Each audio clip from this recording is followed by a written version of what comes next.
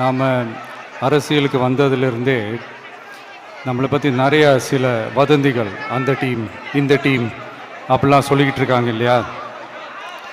ஆனால் இவர் எந்த டீமும் கிடையாது, மக்களுடைய டீம்,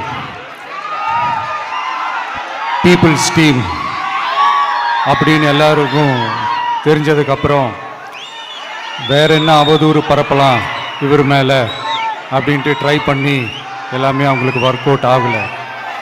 ஸோ கடைசியில் என்ன தான் இந்த விஜயை பண்ணலாம் அப்படின்னு நினைக்கும் போது தான் இந்த கூட்டணி அந்த கூட்டணிலாம் சேர போகிறாரு அப்படின்ட்டு ஒரு பொய்யான ஒரு பிரச்சாரத்தை பண்ணிக்கிட்டு இருந்தாங்க. இந்த நியூஸ் எல்லாம் கேட்டு நீங்கள் கொஞ்சம் கன்ஃபியூஸ் ஆகிருப்பீங்க. அதனால் இங்கே மறுபடியும் ஓப்பனாக தெளிவாக ஒரு விஷயத்தை நான் சொல்கிறேன். நாங்கள் எப்பவுமே மதச்சார்பற்ற கொள்கைன்றதில், அந்த ஸ்டாண்ட்லேயோ, மதச்சார்பற்ற சமூக நீதின்ற அந்த நிலைப்பாட்டிலையோ எப்பவுமே சமரசம் வச்சிக்கவே மாட்டோம்.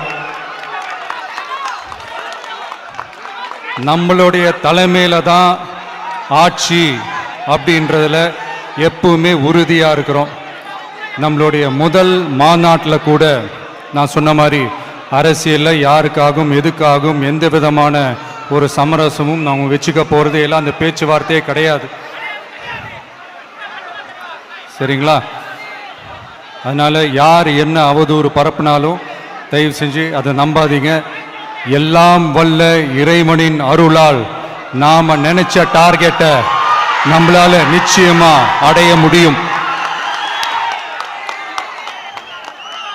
இன்னைக்கு என்னுடைய இஸ்லாமிய சகோதர சகோதரிகளுக்கு என்னுடைய ரமலான் நல்வாழ்த்துக்கள். கான்ஃபிடென்ட்டா இருங்க, நல்லதே நடக்கும், வெற்றி நிச்சயம்.